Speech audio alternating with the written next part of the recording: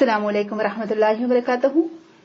تدبر قرآن جز 6 سورۃ النساء آیت نمبر 171 تا 175.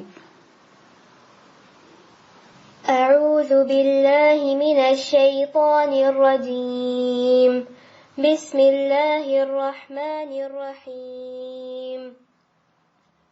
يا أيها الناس قد جاءكم الرسول بالحق من ربكم فآمنوا خيرا لكم وإن تكفروا فإن لله ما في السماوات والأرض وكان الله عليما حكيما.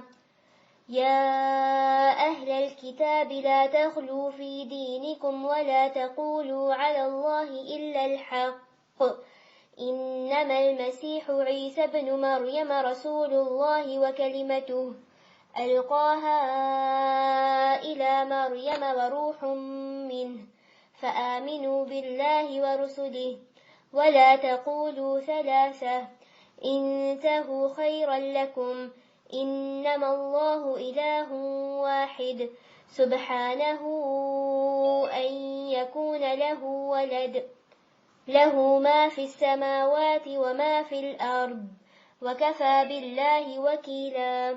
لن يستنكف المسيح أن يكون عبدا لله ولا الملائكة المقربون ومن يستنكف عن عبادته ويستكبر فسيحشرهم إليه جميعا. فأما الذين آمنوا وعملوا الصالحات فيوفيهم أجورهم ويزيدهم من فضله وأما الذين استنكفوا واستكبروا فيعذبهم عذابا أليما ولا يجدون لهم من دون الله وليا ولا نصيرا. يا أيها الناس قد جاءكم برهان من ربكم وأنزلنا إليكم نورا مبينا. فأما الذين آمنوا بالله واعتصموا به فسيدخلهم في رحمة منه وفضل ويهديهم إليه صراطا مستقيما. سورہ نساء 6 جز آیت نمبر 170 تا 175. نحمده ونصلي على رسوله الكريم اما بعد فاعوذ بالله من الشيطان الرجيم. بسم الله الرحمن الرحيم. رب اشرح لي صدري ويسر لي امري واحلل عقدة من لساني يفقهوا قولي. اللهم ارنا الحق حقا وارزقنا اتباعه وارنا الباطل باطلا وارزقنا اجتنابه. آمین یا رب العالمین. ہم آج 2 ترجمے دیکھیں گے ڈفرنٹ مفسرین کے. یا ایھا الناس قد جاءکم الرسول بالحق من ربکم فآمنوا خیرا لکم. اے لوگو تحقیق آ گیا تمہارے پاس یہ رسول حق لے کر تمہارے رب کی طرف سے، بس ایمان لاؤ تم، ہوگا یہ بہتر تمہارے لیے. اور اگر تم کفر کرو گے تو اللہ ہی کافی ہے جو کچھ آسمانوں اور زمین میں ہے، اور اللہ خوب جاننے والا حکمت والا ہے. اے اہل کتاب، یا اہل الکتاب لا تغلو فی دینکم، اے اہل کتاب نہ غلو یعنی زیادتی کرو اپنے دین میں، اور نہ کہو اللہ کے بارے میں مگر حق بات. بس مسیح عیسیٰ ابن مریم تو اللہ کا رسول اور اس کا کلمہ ہی ہے جس کو اس نے ڈالا مریم کی طرف، اور ایک روح ہے اس کی طرف سے. بس ایمان لاؤ تم اللہ اور اس کے رسولوں پر، اور نہ کہو کہ الہ 3 ہیں. باز آ جاؤ، انتہو خیر لکم، اس سے ہوگا بہتر تمہارے لیے. بس اللہ ہی معبود ہے اکیلا، وہ پاک ہے اس سے کہ ہو اس کی کوئی اولاد. اسی کا ہے جو کچھ آسمانوں میں ہے اور جو کچھ زمین میں ہے، اور کافی ہے اللہ تعالیٰ کارساز. لن يستنكف المسيح ان يكون عبدا لله ولا الملائكة المقربون. ہرگز نہیں آر کریں گے مسیح اس سے کہ ہوں وہ بندے اللہ کے، اور نہ فرشتے مقرب. اور جو کوئی آر کرے یعنی شرم محسوس کرے اللہ تعالیٰ کی بندگی کرنے میں، اللہ کی عبادت سے، اور تکبر کرے، تو یقیناً وہ جمع کرے گا ان کو اپنی طرف سب کو یعنی اللہ تعالیٰ. بس لیکن وہ لوگ جو ایمان لائے اور عمل کیا انہیں نیک، تو پورا دے گا وہ ان کو اجر ان کا، اور زیادہ دے گا ان کو اپنے فضل سے. اور لیکن وہ لوگ جنہوں نے آر کیا اور تکبر کیا تو عذاب دے گا وہ ان کو عذاب بہت دردناک، اور نہیں پائیں گے وہ اپنے لیے اللہ کے سوا کوئی حمایتی اور کوئی مددگار۔ یا ایھا الناس قد جاءکم برہان من ربکم وانزلنا الیکم نورا مبینا، اے لوگو تحقیق آ گئی تمہارے پاس ایک دلیل تمہارے رب کی طرف سے، اور نازل کیا ہم نے تمہاری طرف ایک نور واضح۔ لیکن وہ لوگ جو ایمان لائے ساتھ اللہ کے اور مضبوط پکڑا اس کو، تو وہ ضرور داخل کرے گا ان کو اپنی رحمت اور فضل میں، اور بتلا دے گا ان کو اپنے تک پہنچنے کے لیے سیدھی راہ۔ یہ ایک ترجمہ تھا۔ دوسرا ترجمہ دیکھتے ہیں۔ لوگو، یہ رسول تمہارے پاس تمہارے رب کی طرف سے حق لے کر آ گیا ہے، ایمان لے آؤ، تمہارے ہی لیے بہتر ہے، اور اگر انکار کرتے ہو تو جان لو کہ آسمانوں اور زمین میں جو کچھ ہے سب اللہ کا ہے، اور اللہ علیم بھی ہے اور حکیم بھی۔ اے اہل کتاب، اپنے دین میں غلو نہ کرو، اور اللہ کی طرف حق کے سوا کوئی بات منسوب نہ کرو۔ مسیح عیسیٰ ابن مریم اس کے سوا کچھ نہ تھا کہ اللہ کا ایک رسول تھا اور ایک کلمہ تھا، جو اللہ نے مریم کی طرف القاء کیا، بھیجا، اور ایک روح تھی اللہ کی طرف سے، جس نے مریم یعنی جو روح تھی اللہ کی طرف سے۔ بس تم اللہ اور اس کے رسول پر ایمان لاؤ، اور نہ کہو کہ تین ہیں، باز آ جاؤ، یہ تمہارے ہی لیے بہتر ہے۔ اللہ تو بس ایک ہی الہ ہے، وہ بالاتر ہے اس سے کہ کوئی اس کا بیٹا ہو۔ زمین اور آسمان کی ساری چیزیں اسی کی ملک ہیں، اور ان کی کفالت و خبرگیری کے لیے بس وہی کافی ہے۔ سبحان اللہ۔ مسیح نے کبھی اس بات کو عار نہیں سمجھا کہ وہ اللہ کا ایک بندہ ہو، اور نہ مقرب ترین فرشتے اس کو اپنے لیے عار سمجھتے ہیں۔ اگر کوئی اللہ کی بندگی کو یعنی عبادت کو اپنے لیے عار سمجھتا ہے اور تکبر کرتا ہے، تو ایک وقت آئے گا جب اللہ سب کو گھیر کر اپنے سامنے حاضر کرے گا۔ اس وقت وہ لوگ جنہوں نے ایمان لا کر نیک طرز عمل اختیار کیا ہے اپنے اجر پورے پورے پائیں گے، اور اللہ تعالیٰ اپنے فضل سے ان کو مزید اجر عطا فرمائے گا۔ اور جن لوگوں نے بندگی کو عار سمجھا، یعنی اللہ تعالیٰ کے سامنے جھکنے کو ایک طرح سے پیچھے ہٹتے رہے اور تکبر کیا، ان کو اللہ دردناک سزا دے گا۔ اور اللہ کے سوا جن جن کی سرپرستی اور مددگاری پر وہ بھروسہ رکھتے ہیں، ان میں سے کسی کو بھی وہ وہاں نہ پائیں گے، یعنی ان کے جھوٹے معبود ان سے گم ہو جائیں گے۔ لوگو، تمہارے رب کی طرف سے تمہارے پاس ایک دلیل روشن آ گئی ہے، اور ہم نے تمہاری طرف ایک ایسی روشنی بھیج دی ہے جو تمہیں صاف صاف راستہ دکھانے والی ہے۔ اب جو لوگ اللہ کی بات مان لیں گے اور اس کی پناہ ڈھونڈیں گے، ان کو اللہ اپنی رحمت اور اپنے فضل و کرم کے دامن میں لے لے گا، اور اپنی طرف آنے کا سیدھا راستہ ان کو دکھا دے گا۔ سبحان اللہ۔ الحمدللہ، اللہ تعالیٰ کا شکر احسان ہے کہ اللہ تعالیٰ نے ہمیں قرآن میں غور و فکر اور تدبر کے لیے یہاں جمع کیا ہے۔ اللہ تعالیٰ سے دعا ہے کہ اللہ تعالیٰ ہمارے دلوں کو کھول دے اور ہمیں شرح صدر عطا فرمائے، اور اللہ تعالیٰ کی یہ آیات ہماری اچھی طرح سمجھ میں آ سکیں تاکہ ہم صحیح اور سیدھے راستے پر چل سکیں اور عمل پیرا ہو سکیں۔ یہاں پر سب سے پہلی بات تو یا ایھا الناس کا لفظ ہے کہ اے لوگو، قد جاءکم الرسول بالحق من ربکم فآمنوا خیر لکم، یعنی پہلا جو ٹاپک ہے یہاں پر جو آیت آج ہم لے رہے ہیں، اس میں رسول اکرم صلی اللہ علیہ وسلم کی رسالت تمام انسانوں کے لیے ہے۔ یہ بات کو ہم ذہن میں رکھیں، اور سبھی کو یعنی پوری انسانیت کو ایمان لانے کی دعوت دی جا رہی ہے۔ دوسری بات، غلو سے بچنے، یعنی آج کے جو پوائنٹ ہے وہ آپ اگر ون بائی ون دیکھنا چاہیں تو دوسرا جو پوائنٹ ہم ڈسکس کریں گے وہ غلو کے بارے میں ہے۔ لا تغلو فی دینکم، تو غلو کیا ہوتا ہے وہ ہم دیکھیں گے، اور چاہے وہ دین میں ہو، اللہ کے معاملے میں ہو، رسول کے معاملے میں ہو، یا پھر کسی اپنے ولی بزرگ اسکالر کے بارے میں ہو، تو وہ ہم دیکھیں گے۔ تو دوسرا ٹاپک ہمارا غلو کے بارے میں رہے گا۔ تیسرا ٹاپک رہے گا عیسیٰ علیہ السلام اللہ کے بندے اور رسول ہیں، اور محمد صلی اللہ علیہ وسلم بھی اللہ کے بندے اور رسول ہیں۔ اس کو ہم ڈسکس کریں گے کہ رسولوں کی تعظیم یا ان کو جو رسپیکٹ دینا ہے وہ کس حد تک ہو سکتا ہے، اس کی ہمارا دین اسلام ہمیں کس حد تک اجازت دیتا ہے، اور کہاں جا کر ایک حد، ایک لمٹ ہوتی ہے اور پھر وہ ختم ہو جاتی ہے۔ ٹھیک ہے۔ اور چوتھا ٹاپک ہے کہ اللہ تعالیٰ انما اللہ الہ واحد سبحانہ ان یکون لہ ولد، کہ اللہ سبحانہ تعالیٰ وہ ایک الہ ہے، اس کا کوئی شریک نہیں اور نہ اس کے لیے کوئی بیٹا ہے۔ یہ چوتھا ٹاپک ہے ہمارا۔ پانچواں ٹاپک ہمارا یہ رہے گا، اللہ تعالیٰ ہمارے وقت میں برکت دے، کہ جو نیک بندے ہیں اور ملائکہ ہیں وہ اللہ تعالیٰ کی عبادت میں کوئی شرم اور کوئی عار محسوس نہیں کرتے ہیں، اور جو لوگ اللہ تعالیٰ کی عبادت میں شرم یا عار محسوس کریں دراصل وہ تکبر کرتے ہیں، تو ایسے لوگوں کو اللہ تعالیٰ سب کو گھیر کر جمع کرے گا۔ ٹھیک ہے۔ اور چھٹا ٹاپک ہے جو سب سے مین ٹاپک ہے کہ یا ایھا الناس قد جاءکم برہان من ربکم، کہ لوگوں تمہارے رب کی طرف سے تمہارے پاس ایک دلیل روشن آ گئی ہے، اور ہم نے ایک ایسی روشنی بھیج دی ہے تمہاری طرف جو تمہیں صاف راستہ دکھانے والی ہے، یعنی یہ کتاب جسے آج ہم پڑھ رہے ہیں، جس میں ہم غور و فکر کر رہے ہیں، جس میں ہم تدبر کر رہے ہیں۔ تو جو ہم بار بار کہتے ہیں نا کہ تدبر قرآن کیا ہے، قرآن میں تدبر کرنا کیوں ضروری ہے؟ کیونکہ یہ ایک روشن اور واضح دلیل ہے ہماری طرف جو آئی ہے۔ آئیے آتے ہیں اپنے ٹاپک کی طرف۔ سب سے پہلی بات کہ دین اسلام صرف مسلمانوں کا دین نہیں ہے، بلکہ اللہ سبحانہ و تعالیٰ نے پوری انسانیت کے لیے اس دین کو اور محمد صلی اللہ علیہ وسلم کو تمام انسانوں کے لیے رسول اور نبی بنا کر بھیجا ہے۔ تو یہ بات آپ سوچیں، میں اور آپ، یہاں ہمارے اور میرے اور آپ کے غور کرنے کی بات ہے کہ ہم جو آج دین اسلام کو صرف مسلمانوں کی حد تک محدود رکھتے ہیں، اور جو ہمارے لیے فریضہ اللہ تعالیٰ نے رکھا ہے، کنتم خیر امۃ اخرجت للناس یا امۃ وسطا لتکونوا شہداء علی الناس، کہ ہم امت وسط ہیں اور ہم کو لوگوں کے لیے نکالا گیا ہے تاکہ ہم ان کو بتا سکیں کہ ایک اللہ کی عبادت کرو۔ اب رسول اکرم صلی اللہ علیہ وسلم تو جا چکے دنیا سے، اور آپ نے فرمایا تھا کہ فَلْيُبَلِّغُ الشَّاهِدُ الْغَائِبَ، جو یہاں موجود ہے وہ غائب تک اس بات کو پہنچا دے۔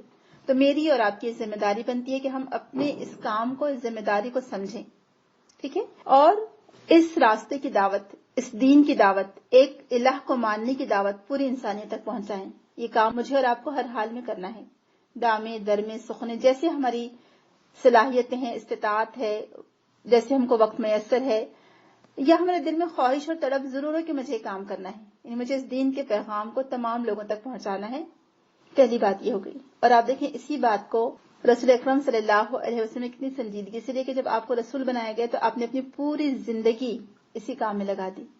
آپ کو حج کے موقع کا وہ منظر یاد ہوگا جب رسول اکرم صلی اللہ علیہ وسلم بھی مکہ میں تھے اور حج کے لیے قافلے آنا شروع ہو گئے تھے۔ آپ ایک ایک قافلے کے پاس جاتے اور ان سے ریکویسٹ کرتے اسلام قبول کرنے کے لیے، اسلام کی دعوت دیتے ان کو۔ اور ایک دفعہ کا ذکر ہے، کہا جاتا ہے کہ آپ تیز بخار میں مبتلا تھے، خدیجہ رضی اللہ نے آپ کو منع بھی کیا، آپ سے اٹھا نہیں جا رہا تھا، تو آپ نے فرمایا کہ ہو سکتا ہے کوئی قبیلہ میری بات سن لے اور آگ سے بچ جائے اور اسلام قبول کر لے۔ سبحان اللہ، آپ کی تڑپ اور آپ کی کوشش اور جدوجہد آپ دیکھیں کہ کیسے رسول اکرم صلی اللہ علیہ وسلم کو اس پیغام کو دوسروں تک پہنچانے کا احساس تھا۔ ہم رسول سے محبت کے دعوے تو بڑے کرتے ہیں، لیکن کیا آج ہم آپ کے مشن کو آگے پہنچانے کی کوشش کر رہے ہیں؟ دوسری طرف اللہ تعالیٰ یہاں فرما رہے ہیں کہ اے اہل کتاب، یہاں اہل کتاب سے خطاب ہے، اور اہل کتاب سے جب خطاب ہوتا ہے تو یہ نہ سمجھے کبھی بھی، کیونکہ ورنہ ہم اصل میں اس غلط فہمی میں مبتلا ہو جاتے ہیں کہ ہم سے تو بات کی ہی نہیں جا رہی ہے، یہاں تو بات اہل کتاب کی جا رہی ہے۔ لیکن اہل کتاب کی بات اس لیے کی جاتی ہے کہ ہمیں الرٹ کیا جا رہا ہے، ہمیں وارن کیا جا رہا ہے، ہمیں پہلے سے ہی ہوشیار کیا جا رہا ہے کہ دیکھو وہ اگلے لوگ تو گر چکے تھے، کھائی میں، گڑھے میں بھٹک گئے تھے راستے سے، تم مت گرنا اور تم نہ بھٹکنا، تو لہٰذا تم غور سے سنو۔ یہاں پر دین میں غلو کرنے سے منع کیا جا رہا ہے۔ یہ غلو کیا ہوتا ہے اس کو تھوڑا سا ہم سمجھتے ہیں، کیونکہ الفاظ کی ہم باریکی میں جاتے ہیں تو ہمیں بات کو بہت اچھے سے الحمدللہ سمجھنے کی توفیق ملتی ہے۔ غلو ایسا مبالغہ جو غیر معقول ہو، خواہ افراد کی جانب ہو یا تفرید کی جانب۔ میرا آپ لوگوں سے ایک سوال ہے اور اس پر آپ لوگ غور کریے گا یہ لیکچر ختم ہونے کے بعد، کہ آج مسلمان کس طرح غلو کا شکار ہیں۔ دیکھیں پچھلی قومیں غلو کی وجہ سے ہلاک ہوئیں۔ غلو کے بارے میں آپ صلی اللہ علیہ وسلم بہت محتاط تھے۔ آپ نے فرمایا کوئی یوں نہ کہے کہ میں یونس بن متہ سے بہتر ہوں، صحیح مسلم کی حدیث ہے۔ یعنی کوئی نبی بھی کسی کو فضیلت میں ایک دوسرے سے اتنا نہ بڑھا دے، یعنی امتی کسی نبی کو، کہ ایک نبی کو ڈیگریڈ کر کے دوسرے نبی کو زیادہ اعلیٰ بتائیں، نہیں، ہم نہیں کر سکتے یہ، اللہ تعالیٰ ہی جس کو نوازے۔ اور حدیث میں آتا ہے، مفہوم ہے کہ غلو سے بچو کیونکہ پچھلی قومیں غلو کی وجہ سے ہلاک ہوئیں۔ تو یہ کس روٹ سے نکلا ہے تھوڑا سا وہ دیکھ لیں گے۔ اللہ تعالیٰ ہمیں منع فرما رہا ہے کہ غلو سے بچو، یعنی اہل کتاب کو منع کر کے دراصل ہم سے مخاطب ہے، اور اس کا مطلب ہے کہ حد سے تجاوز کرنا اور شریعت کی حدود سے نکل کر یا مشروع اعمال سے نکل کر غیر مشروع اعمال کی طرف جانا، جیسے نصارہ نے عیسیٰ علیہ السلام کے بارے میں غلو کیا اور انہیں نبوت اور رسالت کے مقام سے اٹھا کر ربوبیت کے مقام پر بٹھا دیا، یعنی اللہ تعالیٰ کے لیے بیٹا قرار دے دیا انہوں نے، نعوذ باللہ ان کو۔ بس جس طرح تقصیر اور تفرید یعنی کمی وہ بھی نہیں کر سکتے، اسی طرح بڑھاوا یعنی غلو بھی نہیں کر سکتے۔ تو ایک طرح سے یہ اللہ تعالیٰ پر جھوٹ باندھنا ہو جائے گا، دوسرا اللہ تعالیٰ کے اسماء و صفات، اس کے جو بھی افعال ہیں، اس کی شریعت اور اس کے رسولوں کے بارے میں بلا علم بات کرنے کی جسارت ہوگی. اور تیسرا کہ جس کا حکم دیا گیا ہے وہ ان تمام امور میں قول حق ہے، یعنی اللہ تعالیٰ نے جو ہم کو حکم دیا ہم کو وہی کرنا ہے، وہی حق بات ہے، اس کے علاوہ نہیں کرنا ہے. تو قرآن میں اس کے لیے حد سے بڑھنا یا زیادتی کرنے کے لیے کئی الفاظ استعمال ہیں. جاوزہ کا لفظ ہے، اسرفا کا لفظ ہے، بغا کا لفظ ہے، ادا کا لفظ ہے، اعتدا کا لفظ ہے، اور فرتا کا لفظ ہے. سلقہ، غلا یعنی غلو، اور شتتا کا لفظ ہے. ہم غلو کے بارے میں دیکھتے ہیں، جیسے کہ یہاں بھی آیا ہے کہ زیادتی نہ کرو. غلا بمانی مہنگا ہونا، بھاؤ چڑھ جانا. غلط سہم، تیر کو انتہائی دور تک پھینکنا. غلا فی الامر، مبالغہ کرنا، حد سے بڑھنا. اب خاص طور سے سنیے، فرط عقیدت میں کسی کی قدر و منزلت میں حد سے آگے نکل جانا یعنی انتہا پسندی سے کام لینا. فرط عقیدت میں یعنی کسی کی عقیدت میں، کسی کو رسپیکٹ دینے میں اتنا حد سے نکل جانا، آگے بڑھ جانا کہ اس کو اس مقام سے اٹھا کر کہیں اور رکھ دینا، اس میں انتہا پسندی سے کام لینا. یہی مبالغہ ہے، یہی غلو ہے. اب ڈفرنٹ الفاظ کو سمجھ لیجیے کہ یہاں اللہ تعالیٰ نے دوسرے الفاظ کیوں نہیں کیے استعمال میں. یہاں پر دوسری جگہ جو قرآن میں الفاظ استعمال کیے وہ الفاظ یہاں کیوں نہیں استعمال کیے. حالانکہ قرآن میں زیادتی کے لیے اور بہت سارے الفاظ آئے، جیسے کہ جاوزہ آیا ہے، کسی مقام سے آگے نکل جانا. اسرفہ آیا ہے، حد اعتدال سے آگے نکل جانا. بغا آیا ہے، کسی خواہش کی تکمیل کے لیے تجاوز کر جانا. ادا آیا ہے، اعتدا یعنی راہ حق اور اللہ تعالیٰ کے احکام سے تجاوز کرنا. فرتا آیا ہے، بلا سوچے سمجھے یہ جلد بازی میں حد سے بڑھنا. اور سلقہ آیا ہے، ہاتھ اور زبان سے دوسرے پر زیادتی کرنا. اور شتتا آیا ہے، جھوٹ میں ایسا مبالغہ جسے عقل تسلیم نہ کرے. یہ سارے الفاظ استعمال کرنے کی بجائے اللہ تعالیٰ نے یہاں غلا کا لفظ استعمال کیا کہ فرط عقیدت سے کسی کی قدر و منزلت میں حد سے بڑھ جانا، انتہا پسندی سے کام لینا. اور اہل کتاب اسی لیے ہلاک ہوئے تھے. انہوں نے عیسیٰ علیہ السلام کو اللہ کا بیٹا قرار دیا، بعد میں جبریل امین کو بھی نعوذ باللہ 3 خداؤں میں کا ایک خدا بنا دیا، یا پھر مریم علیہ السلام کو ملا دیا اس میں.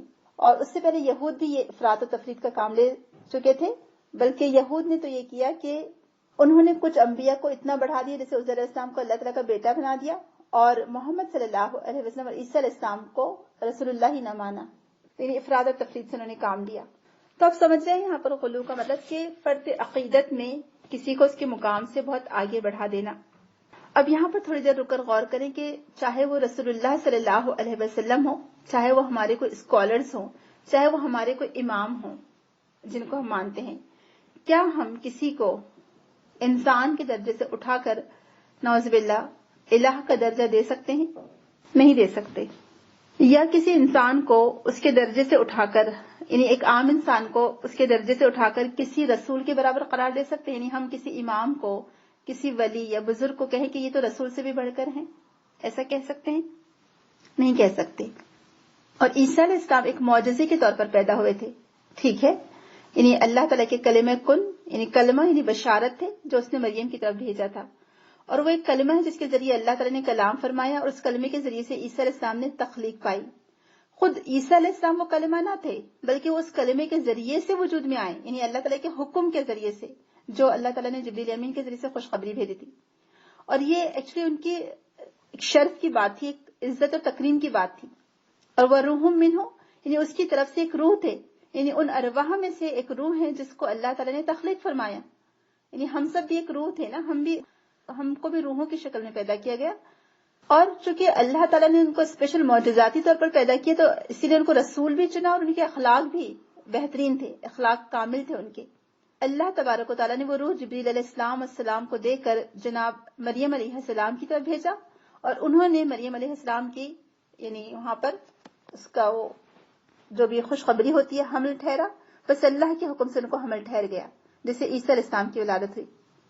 جب اللہ تعالیٰ نے عیسیٰ علیہ السلام کی حقیقت واضح کر دی تو اس نے اہل کتاب کو اللہ اور اس کے رسولوں پر ایمان لانے کا حکم دیا، اور اسی لیے ان کو منع کیا گیا کہ 3 خدا نہ بناؤ. اللہ تعالیٰ عیسیٰ علیہ السلام اور مریم علیہ السلام کے بارے میں صحیح بات بتا رہے ہیں، جو کہ عیسائیوں نے یا نصارہ نے ان کے بارے میں غلط فہمی پھیلا دی تھی. تو آپ دیکھیں قرآن دراصل یعنی پچھلی جو تمام کتابیں ہیں جس میں تحریف ہو چکی ہے، یا جو عقائد تھے جو غلط ہو چکے تھے، قرآن ان سب کے عقائد کو صحیح کرنے کے لیے اور ان سب کی سوچ کو اور ان تحریفات کو صحیح اور درست پیش کرنے کے لیے آیا. الحمدللہ. اللہ تعالیٰ کا کتنا شکر احسان ہے کہ اللہ تعالیٰ نے ہمارے لیے قرآن نازل کیا جس میں ہر بات کا ذکر ہے. تو یہاں پر غلو سے منع کیا جا رہا ہے. اب آپ دیکھیں کہ میں اور آپ آج ہم اپنی آنکھوں سے دیکھتے ہیں, آپ بھی دیکھتے ہوں گے اور میں بھی دیکھتی ہوں کہ آج ہمارے مسلمان خود کس طرح سے غلو میں مبتلا ہیں. آپ لوگ کچھ مثالیں دے سکتے ہیں تاکہ مجھے سمجھ میں آئے کہ آپ لوگ بھی غلو کو سمجھتے ہیں. سب سے پہلے تو عبادات کے معاملے میں لے لیجیے کہ جو عبادت ہمیں رسول اللہ نے بتا دی, جو قرآن اور حدیث سے ہم کو پتہ چلتے ہیں, صحیح احادیث سے, ہم اس سے ہٹ کر کہتے ہیں کہ 1.25 مرتبہ یہ پڑھو, 30,000 مرتبہ یہ پڑھو تو تمہیں 10,000 فرشتے تمہارے لیے یہ کر دیں گے, اور پتہ نہیں کیا کچھ ہم اس طرح کے اذکار پر جاتے ہیں عبادت کے معاملے میں. ٹھیک ہے, ذکر و اذکار کے معاملے میں, عبادت کے معاملے میں کہیں پر بھی ہم کو 100 سے زیادہ اذکار کرنے کی کہیں کوئی تعلیم نہیں دی گئی. لیکن ہم کہتے ہیں کہ 1.25 مرتبہ یہ پڑھا جائے, 1,00,000 مرتبہ وہ وظیفہ کریں گے تو یہ ہو جائے گا اور اولاد ہو جائے گی, یا ایون آپ کے بچے نہیں ہیں تو بھی آپ کے لیے صدقے جاریہ ہوں گے, فلاں کلمات 30,000 کلمات, ایسے پتہ نہیں کیا کچھ کہتے ہیں. اور انہیں بہت زیادہ شدت پسندی اور غلو سے ہم کام لیتے ہیں, افراط و تفریط سے کام لیتے ہیں, کسی چیز میں آپ حد سے بڑھ جاتے ہیں عقیدت کے لحاظ سے, اور یہی چیز بدعت ہے. پھر اسی طرح سے آپ دیکھیں کہ یہ تو عبادت کا معاملہ ہوا.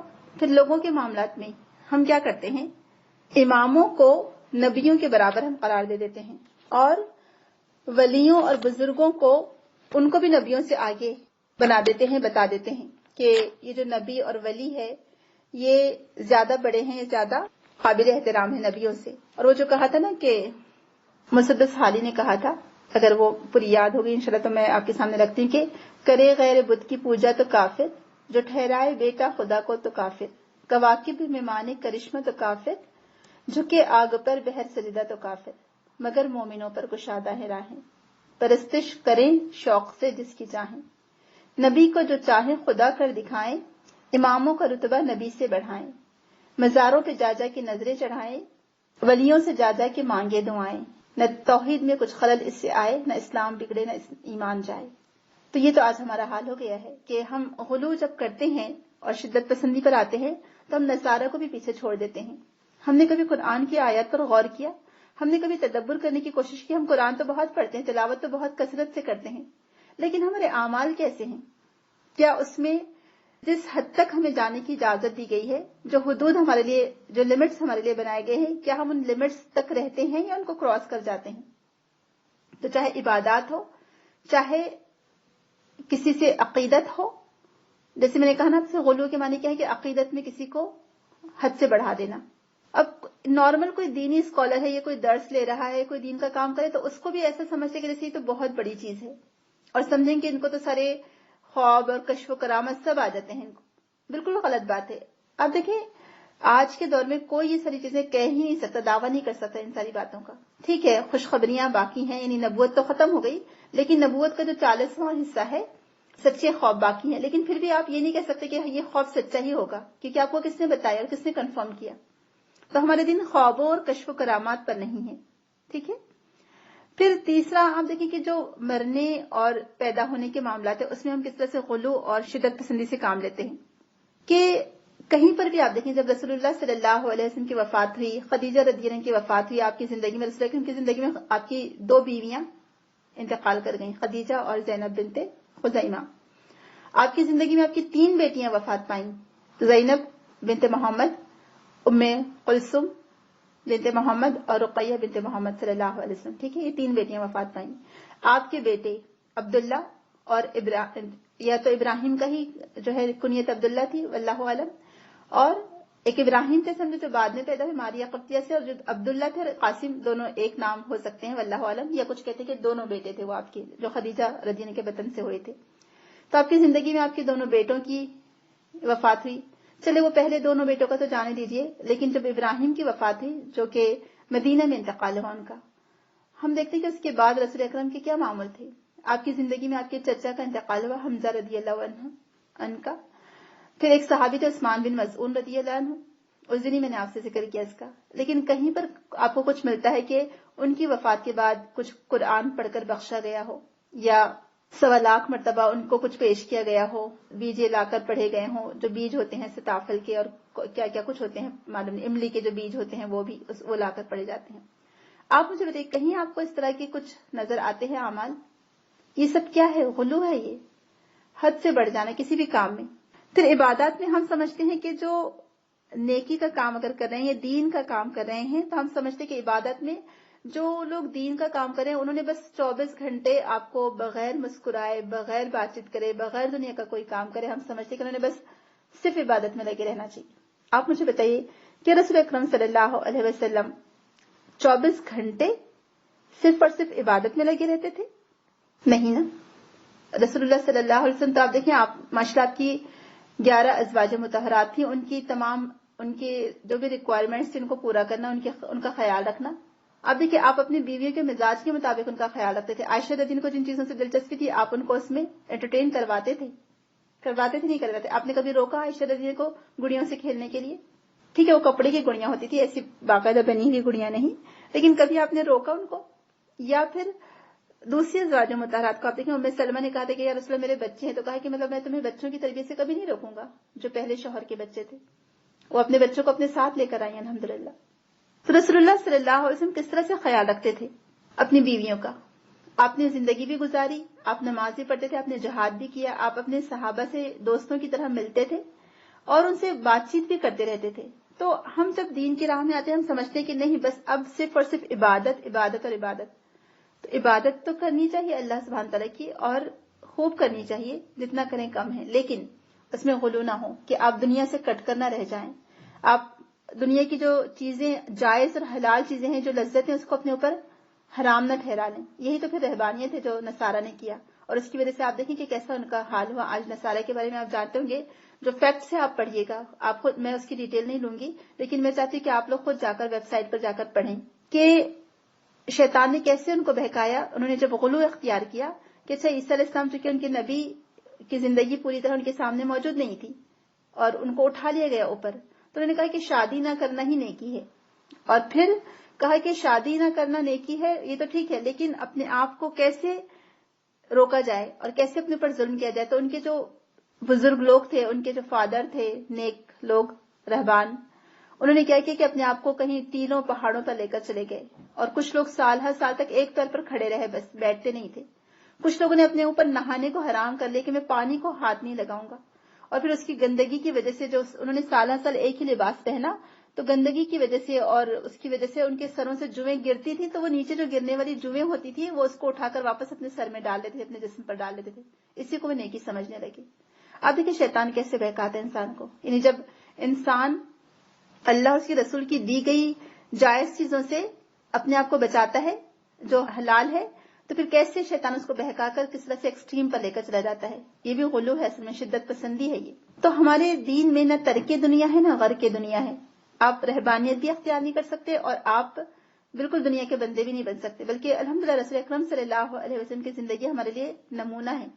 اس کے بعد آتے ہیں کہ عبادت کے بعد ہم آتے ہیں، یا ولیوں اور بزرگوں کے بعد آتے ہیں رسولوں کو جو درجہ دیا گیا. ہمارے یہاں پر رسول اکرم صلی اللہ علیہ وسلم کے تعلق سے جو باتیں کی جاتی ہیں کہ نور من نور کہنا، یا آپ کا سایہ نہیں تھا، یا پھر عجیب عجیب یعنی نعتوں کے ذریعے سے ایسا غلو کیا گیا کہ نعوذ باللہ رسول اکرم صلی اللہ علیہ وسلم کو خدا کے برابر درجہ دے دیا گیا. یہ سب کیا ہے؟ یہ اللہ تعالیٰ کے ساتھ کسی کو شریک ٹھہرانا ہے. اللہ تعالیٰ فرما رہے کہ جو ہمارا اگلا پوائنٹ تھا کہ انما اللہ الہ واحد سبحانہ ان یکون لہ ولد لہ ما فی السماوات و ما فی الارض وکفی باللہ وکیلا. جب اس کا بیٹا ہی نہیں ہے تو اس کے نور میں سے کوئی نور کیسے ہو سکتا ہے بھلا؟ کہتے ہیں وہ جو مستوی تھا عرش بری پر خدا ہو کر اتر پڑا مدینہ میں مصطفیٰ بن کر. نعوذ باللہ، لا حول ولا قوۃ الا باللہ. میں آپ کو الرٹ کرنا چاہ رہی ہوں ان شرکی اشعار سے، ان نعتوں سے. میں نے اچھے اچھے سمجھدار اور دیندار لوگوں کو ایسی نعتیں پڑھتے دیکھا ہے جس میں شرک ملا ہوا ہوتا ہے. یعنی ہم سمجھ ہی نہیں پاتے، ہم ایسے اندھا دھند تقلید کرتے ہیں دوسروں کی بغیر سوچے سمجھے. ہم جان ہی نہیں پاتے کہ ہم جو نعتیں پڑھ رہے ہیں اس میں کس قدر شرک بھرا پڑا ہے. وہ جو کل کے بارے میں جانتے تھے، جو آگے کے بارے میں جانتے تھے، جو غیب کا علم رکھتے تھے اس طرح سے. تو ہم کو صحیح عقیدہ رکھنا چاہیے رسول اکرم صلی اللہ علیہ وسلم کے بارے میں کہ رسول اکرم صلی اللہ علیہ وسلم اللہ کے نبی، اللہ کے رسول اور اللہ کے بندے تھے. ہم گواہی دیتے ہیں اس بات کی، ہم کو کلمہ سکھایا گیا ہے. ہاں وہ عام انسانوں سے افضل تھے کیونکہ بے شک ان کے اوپر وحی آتی تھی. سبحان اللہ، معمولی بات نہیں ہے جبریل امین کا ان کے پاس آنا اور اللہ کا کلام ان کو سنانا، ان کے دل پر القاء کرنا. رسول اکرم صلی اللہ علیہ وسلم کو معراج عطا کی گئی، آسمانوں پر بلائے گئے، تو یہ کوئی معمولی بات نہیں ہے الحمدللہ، یہ بہت بڑا درجہ ہے، بہت بڑی فضیلت ہے جو رسول اللہ صلی اللہ علیہ وسلم کو دی گئی، اور یہ اللہ تعالیٰ نے دی۔ اللہ تعالیٰ بعض کو بعض پر فضیلت دیتا ہے، لیکن خود رسول اکرم کا کیا کانسیپٹ تھا کہ دیکھو مجھے تم یونس بن متی سے بھی بہتر نہ سمجھنا۔ سبحان اللہ، یہ رسول اکرم صلی اللہ علیہ وسلم کا معاملہ تھا۔ تو رسول اکرم صلی اللہ علیہ وسلم کو اللہ کا رسول، اللہ کا بندہ سمجھا جائے، نہ کہ نور من نور کہا جائے۔ کہتے ہیں کہ وہ خدا نہیں ہے، بخدا نہیں ہے، مگر خدا سے بھی جدا نہیں ہے، لا حول ولا قوت الا باللہ۔ اور کچھ لوگ کہتے ہیں کہ آپ کل کی بات جانتے تھے، آگے کیا ہونے والا ہے جانتے تھے۔ کتنا بڑا یہ رسول اللہ پر ایک طرح سے الزام ہے یہ، جبکہ اللہ تعالیٰ خود فرماتے کہ اللہ تعالیٰ علام الغیوب ہے۔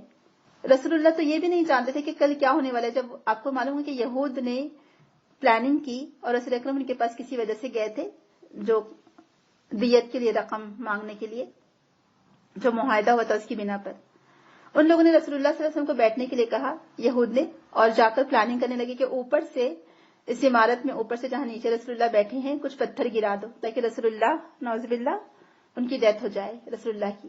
لیکن اللہ تعالیٰ نے جبریل امین کو فوراً بھیجا اور جبریل امین نے رسول اللہ کو بتا دیا، آپ وہاں سے فوراً اٹھے، صحابہ کے ساتھ اور واپس آئے اور پھر ان کے خلاف یعنی پھر جو بھی کارروائی کرنی تھی کی۔ تو رسول اللہ کو تو معلوم بھی نہیں تھا کہ وہ کیا پلاننگ کر رہے ہیں۔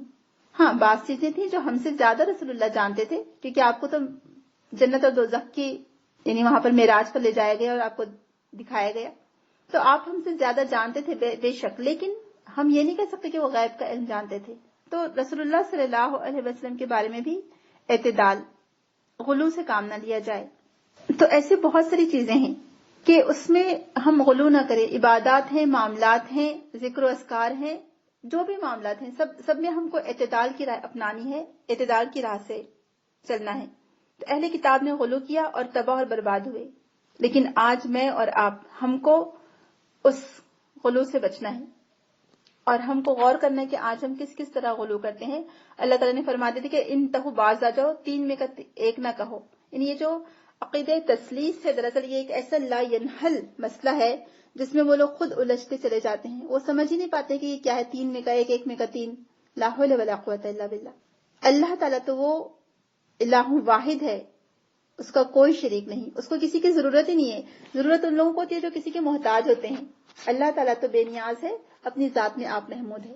اور اگلا جو ٹاپک ہے ہمارے کہ لن یستنکف المسیح ان یکون عبدا للہ وللملائکۃ المقربون، سبحان اللہ، کہ عیسیٰ علیہ السلام اور جو بھی اللہ تعالیٰ کے نیک بندے ہیں اور ملائکہ، وہ اللہ تعالیٰ کی عبادت میں آر محسوس نہیں کرتے، وہ اللہ تعالیٰ کی عبادت میں جھکے رہتے ہیں۔ آر وہی شخص محسوس کرتا ہے جو اپنے آپ کو بڑا سمجھتا ہے۔ اور آپ دیکھیں کہ جو ہمارے یہاں کانسیپٹ ہے، ایک واقعہ اتفاق سے مجھے کہیں پڑھنے کو مل گیا تھا، ورنہ ایسی کتابیں الحمدللہ پاس میں بھی نہیں آتی ہیں، کہ کہا جاتا ہے کہ جنید بغدادی سے کسی نے کہا، وہ پانی پر چل رہے تھے تو ان کے کسی آدمی نے کہا کہ شیخ مجھے بھی تھوڑا سا اس پر چلنا سکھا دیجیے، تو کہا کہ یا جنید کہتا ہوا چلتا چلا جا، پہنچ جائے گا۔ تو وہ یا جنید کہتا ہوا جا رہا تھا اور اس نے دیکھا کہ جو جنید بغدادی ہیں وہ تو یا اللہ کہہ رہے ہیں، تو اس نے بھی یا اللہ کہہ دیا۔ تو جیسے یا اللہ کہا تو پانی میں ڈوبنے لگا، تو کہا کہ یا شیخ بچائیے بچائیے، کہا کہ واپس وہی کہنا شروع کر دے۔ پھر اس نے بعد میں پہنچنے کے بعد شیخ سے پوچھا کہ کیا بات ہے کہ آپ تو یا اللہ کہہ رہے تھے اور میں یا جنید کہہ رہا تھا، تو جیسے میں نے یا اللہ کہا تو میں ڈوبنے لگا۔ تو اس کتاب میں لکھا ہوا تھا کہ پہلے جنید تک تو پہنچ جا، اس کے بعد اللہ تک پہنچنا۔ یعنی ہمیں بتایا جاتا ہے کہ ایک سیڑھی ہے پہنچنے کے لیے، تم جب تک وہ پہلی سیڑھی پر قدم نہیں رکھو گے تم اللہ تعالیٰ تک نہیں پہنچ سکو گے۔ کہاں لکھا ہے بھلا بتائیے؟ کیا آپ دیکھیں رسول اللہ صلی اللہ علیہ وسلم تو اللہ تعالیٰ کے چہیتے بندے اور رسول تھے۔ اللہ تعالیٰ نے قرآن میں کسی انسان کی قسم نہیں کھائی ہے سوائے رسول اکرم کے، کہ اللہ تعالیٰ رسول اللہ کی قسم کھا کر فرماتے تیرے جان کی قسم اے محمد، وہ نشے میں مست ہو رہے تھے۔ لوط علیہ السلام کی قوم کے بارے میں آتا ہے، وہاں پر اللہ تعالیٰ نے رسول اللہ کی جان کی قسم کھائی۔ آپ سوچیں، ہم لوگوں کو اجازت نہیں ہے کسی انسان کی جان کی قسم کھانے کی، لیکن اللہ تعالیٰ نے وہاں پر کھائی ہے۔ تو اللہ تعالیٰ کو کتنے محبوب رہے ہوں گے رسول اکرم صلی اللہ علیہ وسلم، لیکن کیا کبھی ہمیں پتہ چلتا ہے قرآن یا حدیث کی آیت ہے کہ ہم یا رسول اللہ یا رسول اللہ یا رسول اللہ کہتے ہوئے پانی پر چلے تو ہم پہنچ جائیں گے؟ کبھی بتایا گیا ہم کو؟ کسی صحابہ نے ان کو کتنی مشکلات پیش آئیں؟ آپ کو معلوم ہوگا کہ جب سعد بن ابی وقاص رضی اللہ عنہ جب گئے کانکٹ کرنے کے لیے ایران کو، تو راستے میں دریا آ گیا تھا، تو اب وہ دریا آگے تھا، وہ کھڑے ہو گئے اور کہنے لگے کہ یا رسول کہتے چلو تو دریا پار کر جاؤ گے، ایسا کہا تھا انہوں نے؟ بلکہ انہوں نے، وہ کہتے ہیں کہ بے خطر کود پڑا آتش نمرود میں عشق، عقل میں ہے وہ تماشائے لبے بام ہے ابھی، کہ انہوں نے اللہ تعالیٰ پر بھروسہ کرتے کہا کہ اللہ پر یقین ہے تو ڈالو اپنے گھوڑوں کو اس دریا میں، ہم ضرور پہنچ جائیں گے، اور الحمدللہ وہ لوگ پہنچ گئے۔ تو ان کو دیکھ کر جو ایرانی تھے اس زمانے کے، جو خراسان کے لوگ تھے، انہوں نے کہا کہ دیو آنند، یعنی دیو آ گئے، یعنی کوئی یہ دیو ہے، کوئی عجیب سی مخلوق ہے جو پانی میں کود پڑے ہیں۔ تو سبحان اللہ، صحابہ کا ایمان کس پر تھا؟ رسول اللہ پر تھا کہ اللہ پر تھا؟ آپ بتائیں۔ جو کہا نا انہوں نے کہ دشت تو دشت ہے دریا بھی نہ چھوڑے ہم نے، بحر ظلمات میں دوڑا دیے گھوڑے ہم نے۔ سبحان اللہ، ان لوگوں کا ایمان کیسا تھا کہ اللہ کے راستے میں کیسے نکل کھڑے ہوئے، اور اپنے آپ کو دریا میں ڈالنے سے بھی انہوں نے پیچھے نہیں ہٹایا، کہ ایک بار اللہ کے راستے میں نکل کھڑے ہوئے تو بس جان دے دو۔ یہ ان کا ایمان تھا اللہ کی ذات پر۔ انہوں نے وہاں پر کوئی وظیفہ نہیں پڑھا، انہوں نے وہاں پر کوئی جو سپرسٹیشن قسم کی چیزیں ہوتی ہیں وہ سب نہیں کی، بلکہ اللہ پر یقین کامل کے ساتھ انہوں نے اللہ کا نام لے کر اپنے گھوڑے دوڑا دیے، الحمدللہ۔ تو یہ جو ہمیں بتایا جاتا ہے کہ نہیں تم پہلے رسولوں تک چڑھ جاؤ، یا پہلے اپنے پیر ولی اور بزرگ تک چڑھو، ان کو پہلے کچھ مانو، اس کے بعد پھر رسول تک پہنچنا، اور اس کے بعد پھر آگے جانا، کہاں لکھا ہے؟ یہ کہیں پر بھی نہیں لکھا ہے۔ اور یہ جو آر سمجھنا ہے عبادت میں، کچھ لوگ یہ کہتے ہیں کہ ہم تو اب اتنے ورا الورا ہم ایسے ہو گئے ہیں کہ اللہ تعالیٰ کی عبادت اور ریاضت میں ہم اتنے لگے رہے، ہم نے اپنے نفس کو اتنا مارا کچھ سالوں تک، اب جو ہے میں تو ہو جاؤں تو میں ہو جائے، یعنی اب میں اور نعوذ باللہ اللہ، یعنی وہ ان کا عقیدہ ہے کہ حلول کر گئے ہیں، اب ہم کو عبادت کی ضرورت ہی نہیں رہی۔ کہتے ہیں نماز تو چھوٹے موٹے بندوں کا کام ہے، گناہ گار بندوں کا، ہم تو نماز سے اب بری ہو گئے، ہمیں کوئی چیز کی ضرورت باقی نہیں رہی اب۔ اگر ایسا ہوتا تو آپ بتائیے کہ رسول اللہ صلی اللہ علیہ وسلم پھر نماز نہ چھوڑ دیتے، ہے نا؟ سب سے بڑھ کر تو اللہ تعالیٰ کی محبت میں کون تھا گرفتار؟ رسول اللہ صلی اللہ علیہ وسلم کی ذات، کیونکہ انہوں نے وہ معراج پر گئے تھے اور وہاں پر اللہ تعالیٰ کی نشانیاں انہوں نے دیکھی، جبریل امین کو اپنی آنکھوں سے دیکھا، سدرۃ المنتہا تک پہنچے اور حجاب سے اللہ تعالیٰ سے بات ہوئی۔ تو رسول اللہ کی محبت میں ایسے گرفتار ہوتے کہ نمازیں ہی چھوڑ دیتے، لیکن وہ تو نماز کا تحفہ لے کر آئے تھے وہاں سے، وہ بھی 50 نمازوں کا، لیکن پھر کم کروا کر 5 ہو گئی نمازیں، ہے نا؟ تو اتنا بڑا درجہ پالنے کے بعد اتنا اونچا بلندی پر چلے گئے، اللہ تعالیٰ سے ملاقات کر لی اور نمازوں کا تحفہ لے کر آئے۔ اور آج کچھ لوگ کہتے ہیں کہ ہم سے نمازیں ہی معاف ہو گئی، عبادات ہی معاف ہو گئی ہم کو ضرورت ہی نہیں ہے پڑھنے کی، ایسے کیسے ہو سکتا ہے بھلا؟ تو یہاں پر اللہ تعالیٰ فرما رہے کہ اگر کوئی آر سمجھے گا اللہ تعالیٰ کی عبادت کو اور وَيَسْتَكْبِرْ فَسَيَحْشُرُهُمْ إِلَيْهِ جَمِيعًا، تو اللہ تعالیٰ اس کو گھیر لے گا اور قیامت کے دن جمع کرے گا۔ ہم پڑھتے ہیں نا کہ وہ جب اللہ تعالیٰ پوچھیں گا، ایک ہاتھ میں اللہ تعالیٰ زمینوں کو لپیٹ لے گا اور پوچھے گا اللہ سبحانہ تعالیٰ کہ آج کس کی، لمن الملک اليوم، تو جواب آئے گا للہ الواحد القہار۔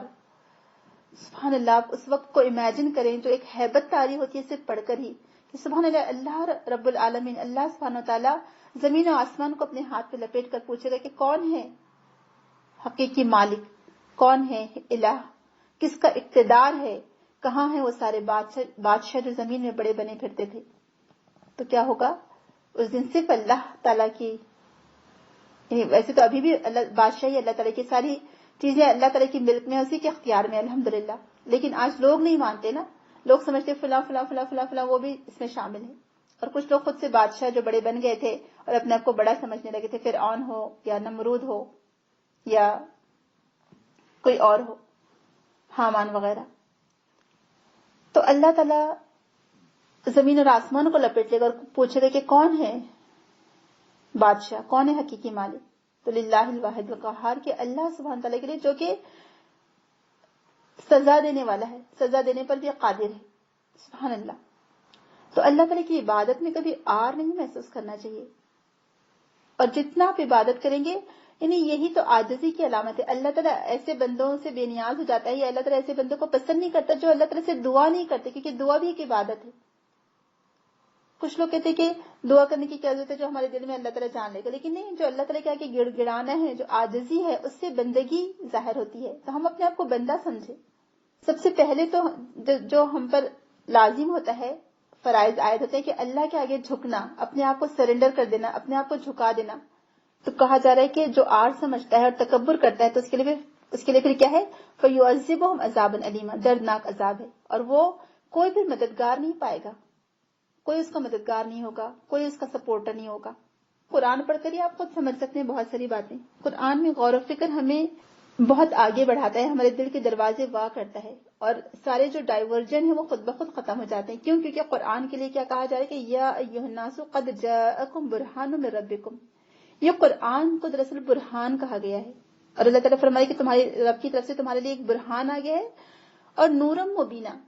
تو نورم مبینہ بعض کہتے ہیں کہ احادیث کو کہا گیا، اور بعض کہتے ہیں کہ قرآن ہی کو کہا گیا ہے۔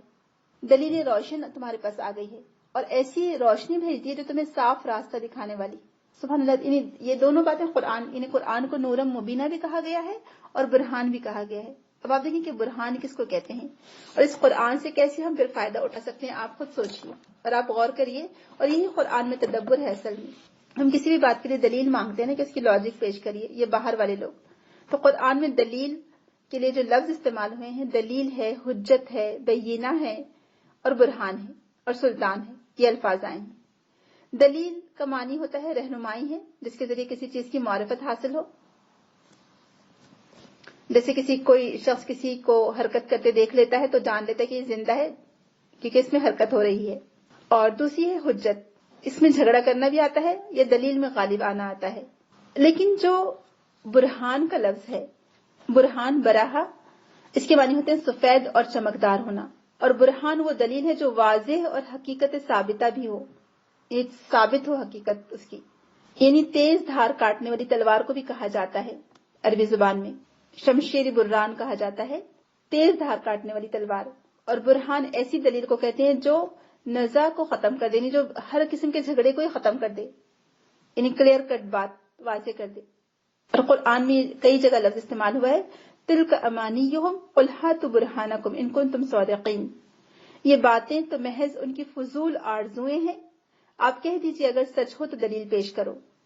اور ایک جگہ اللہ تعالیٰ فرماتے فذانک برہانان من ربک الی فرعون وملئہ، یہ دو دلیلیں عصائے موسیٰ اور ید بیضا تمہارے رب کی طرف سے ہیں، پھر فرعون کے پاس اور اس کے درباریوں کے پاس جاؤ۔ تو برہان کہتے ہیں ایسی دلیل کو جو فریقین کے درمیان فیصلہ کن حیثیت رکھتی ہو۔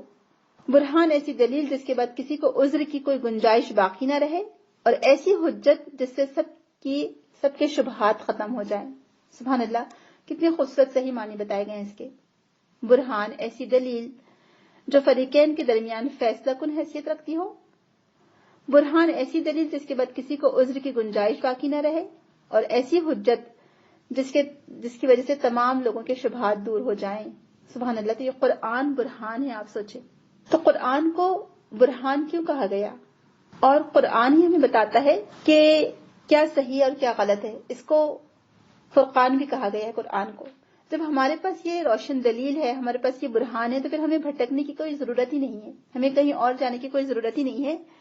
تب دیکھیں کہ دلیل کسی چیز کو پہچاننے کے لیے دوسری چیز سے رہنمائی ہونا، حجت ایک مسلم بات، یعنی ایک صحیح سلامت بات سے نتیجے کے طور پر کوئی دلیل لانا، بینہ ایسی دلیل جس سے مدعی دوسرے کی بات کو باطل قرار دے سکے، برہان ایسی عقلی یا نقلی دلیل جو قطع نظر کے لیے مفید ہو، اور سلطان ایسی دلیل جو وحی الہی سے واضح طور پر ثابت ہو۔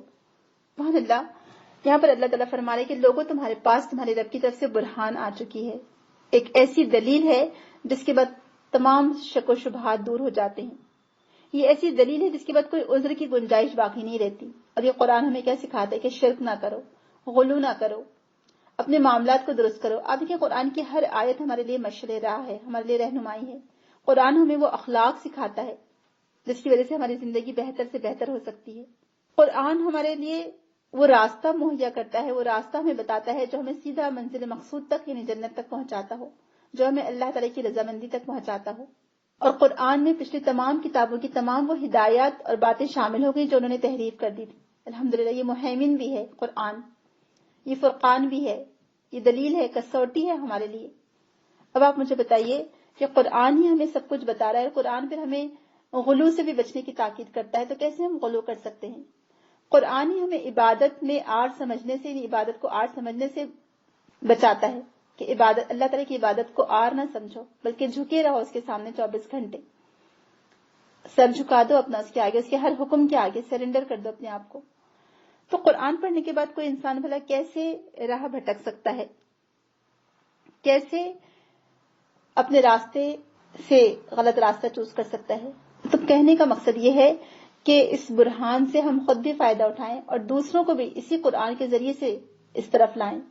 کیونکہ بہت سارے لوگ ایسے ہیں، جیسے ابھی کچھ دن پہلے ہمارے رمضان پر پروگرام تھا وہاں پر سینٹر پر، تو کس نے کہا کہ وہ کیسے گروپ سے جڑی ہوئی تھی جو خیر امریکہ سے تو اس کو کنڈکٹ کرتا ہے، لیکن وہاں پر کانسیپٹ یہ دیا جا رہا تھا کہ یعنی قرآن کی تعلیم دی جا رہی ہے، لیکن کانسیپٹ یہ دیا جا رہا ہے کہ آپ کا یہ دوسرا جنم ہے اور پہلے جنم کا اثر آپ کے اس جنم پر پڑے گا. لا حول ولا قوت الا باللہ. یقین جانیے یہ تو ہندوؤں کا عقیدہ ہے، آواگون جس کو کہتے ہیں، جس میں ان کا کانسیپٹ یہ ہوتا ہے کہ پچھلے جنم میں آپ کوئی برے کام کرتے رہے یا اچھے کام کرتے رہے تو اس کا اثر آپ کے دوسرے جنم میں ہوگا. اگر آپ پچھلے جنم میں کوئی برے کام کرتے رہتے تو پھر آپ کو بلی کی صورت میں جنم دیا جائے گا.